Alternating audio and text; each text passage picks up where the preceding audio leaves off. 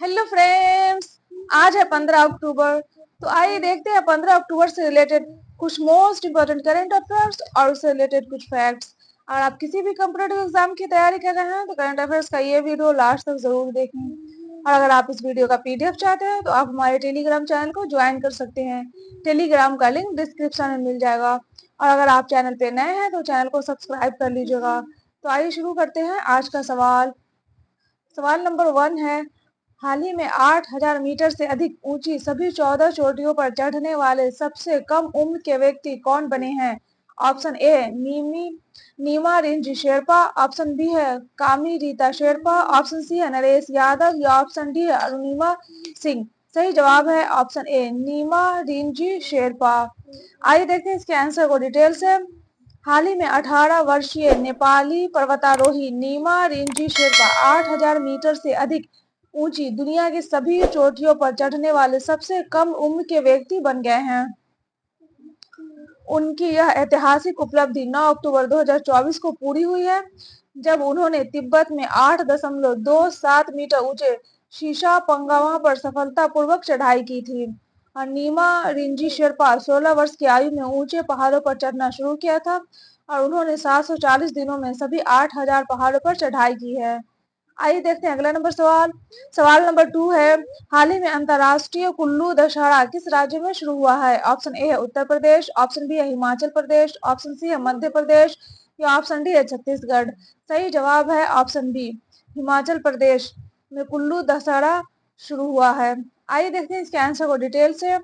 हाल ही में हिमाचल प्रदेश के कुल्लू में अंतर्राष्ट्रीय दशहरा उत्सव पारंपरिक रीति रिवाज के साथ शुरू हुआ है और दशहरा उत्सव के दौरान 25 देश के सांस्कृतिक दल अपनी अपनी प्रस्तुतियां प्रस्तुत करेंगे और इसका उद्घाटन हिमाचल प्रदेश के राज्यपाल शिव प्रताप शुक्ला ने किया है।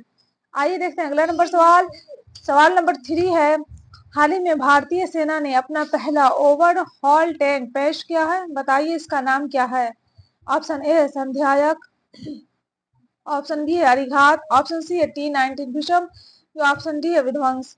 सही जवाब है ऑप्शन सी T-19 भीष्म। आइए देखते हैं इसके आंसर को डिटेल से। हाल ही में 2003 से सेना का मुख्य युद्ध टैंक T-19 भीषम अपनी मारक क्षमता के लिए जाना जाता है और यह अपनी मारक क्षमता, गति, सुरक्षा के लिए भी जाना जाता है। और T-19 भीषम 9.6 मीटर लंबा, 2.8 मीटर चौड़ा और इसका वजन लगभग 47 टन है। और टैंक के ऊपर लगी एक एंटी क्राफ्ट गन 2 किलोमीटर तक की रेंज में लक्ष्य को मार गिरा सकती है। आइए देखते हैं अगला नंबर सवाल। सवाल नंबर 4 है, हाल ही में सरकार ने 14वें महारत्न कंपनी के रूप में किसे मंजूरी दी है? ऑप्शन ए है All India Limited, option B है Hindustan Aeronautics Limited, option B है स्टील अथॉरिटी ऑफ इंडिया या ऑप्शन डी है इनमें से कोई नहीं। सही जवाब है option B, Hindustan Aeronautics Limited 14वें महारत्न कंपनी का दर्जा प्राप्त हुआ है। आइए देखते हैं इसके आंसर को डिटेल से। हाल ही में सरकार ने सार्वजनिक क्षेत्र के उद्यम हिंदुस्तान एरोनॉटिक्स लिमिटेड को 14वें महारत्न के रूप में मंजूरी दी है और हिंदुस्तान एरोनॉटिक्स लिमिटेड रक्षा उत्पादन विभाग केंद्रीय सार्वजनिक क्षेत्र का उद्यम है, जिसका वर्ष 2023-24 में कारोबार 28,162 करोड़ रुपए और शुद्ध लाभ 7,500 करोड़ रुपए से अधिक का है। आइए देखते हैं अगला नंबर सवाल। सवाल नंबर 5 है, हाल ही में किस देश को संयुक्त राष्ट्र मानव अधिकार परिषद में सीट देने से इनकार कर दिया है? ऑप्शन ए है भारत को, ऑप्शन बी है जापान को, ऑप्शन सी है सऊदी अरब को या ऑप्शन डी है कतर को। सही जवाब है ऑप्शन सी, सऊदी अरब को।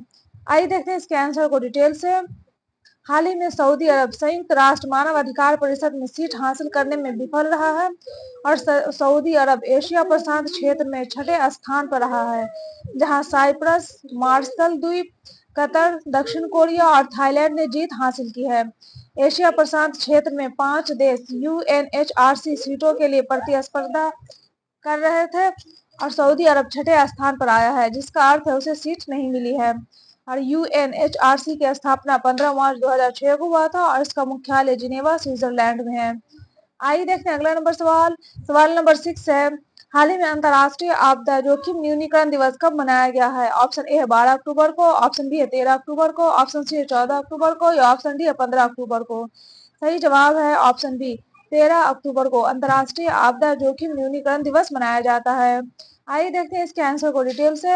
हाल ही में अंतर्राष्ट्रीय आपदा जोखिम न्यूनीकरण दिवस हर साल 13 अक्टूबर को मनाया जाता है और संयुक्त राष्ट्र की अगुवाई में आयोजित यह वैश्विक कार्यक्रम आपदा जोखिमों को कम करने और प्राकृतिक और मानव निर्मित आपदाओं के कारण होने वाले जीवन और आजीविका के नुकसान को कम करने में मदद करने वाली रणनीतियों को बढ़ावा देने के लिए मनाया जाता है। आइए देखते हैं अगला नंबर सवाल। सवाल नंबर 7 है, हाल ही में सेना प्रमुख उपेंद्र द्विवेदी ने कहा portable multi target detonation device अग्नि अस्त्र लॉन्च किया है। ऑप्शन ए है गैंगटॉक में, ऑप्शन बी उड़ीसा में, ऑप्शन सी है शिमला में या ऑप्शन डी है बेंगलुरु में। सही जवाब है ऑप्शन ए गंगटॉक में। आइए देखते हैं इसके आंसर को डिटेल से।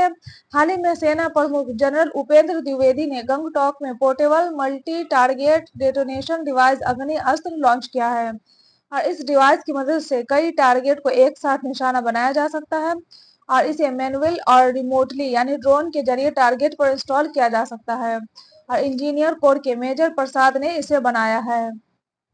इस डिवाइस की मदद से कमरे से लेकर छिपे बैंकर तक को तबाह किया जा सकता है। आइए देखते हैं अगला नंबर सवाल। सवाल नंबर 8 है, हाल ही में केंद्र सरकार ने किस योजना के लिए पोर्टेबल लॉन्च किया है। ऑप्शन ए है प्रधानमंत्री इंटर्नशिप योजना, ऑप्शन बी अटल पेंशन योजना, ऑप्शन सी है एनपीएस वात्सल्य योजना या ऑप्शन डी है इनमें से कोई नहीं। सही जवाब है ऑप्शन ए प्रधानमंत्री इंटर्नशिप योजना। आइए देखते हैं इसके आंसर को डिटेल से।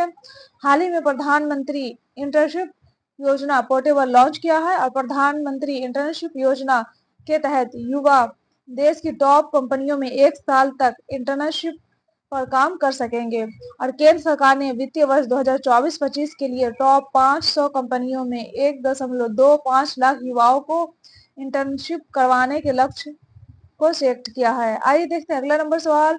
सवाल नंबर 9 है, हाल ही में विश्व बैंक के किस देश की सहायता के लिए एक वित्तीय मध्यस्थ कोष की स्थापना की गई है। ऑप्शन ए है फिलिस्तीन, ऑप्शन बी है ईरान, ऑप्शन सी है यूक्रेन या ऑप्शन डी है रूस।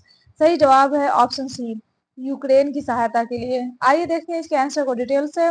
हाल ही में विश्व बैंक ने यूक्रेन की सहायता के लिए एक वित्तीय मध्यस्थ कोष की स्थापना की है और वित्तीय मध्यस्थ कोष में अमेरिका, कनाडा और जापान योगदान प्रदान कर सकते हैं और साल 2022 से रूस और यूक्रेन के बीच लगातार युद्ध चल रहा है।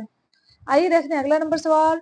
सवाल नंबर 10 है, हाल ही में महाराष्ट्र सरकार द्वारा कला के क्षेत्र में स्वर्गीय Vasudev Gaitonde life time achievement पुरस्कार 2024 से किसे सम्मानित किया जाएगा।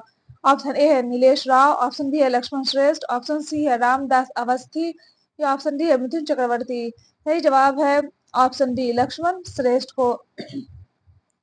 आइए देखते हैं इसके आंसर को डिटेल से। हाल ही में महाराष्ट्र सरकार द्वारा दृश्य कला के क्षेत्र में उल्लेखनीय उपलब्धि के लिए स्वर्गीय वासुदेव गायतोंडे आजीवन उपलब्धि पुरस्कार जाने माने कलाकार लक्ष्मण श्रेष्ठ को उनके निरंतर और समर्पित कार्य की सराहना के लिए दिया जाएगा और इसकी घोषणा महाराष्ट्र सरकार के उच्च और तकनीकी शिक्षा मंत्री चंद्रकांत पाटिल के द्वारा की गई है। यह था करंट अफेयर्स का वीडियो। अगर आपको ये वीडियो अच्छा लगा हो तो वीडियो को लाइक कर दीजिएगा और चैनल को सब्सक्राइब कर दीजिएगा और अपने दोस्तों के साथ शेयर भी कर दीजिएगा। Best of luck, take care.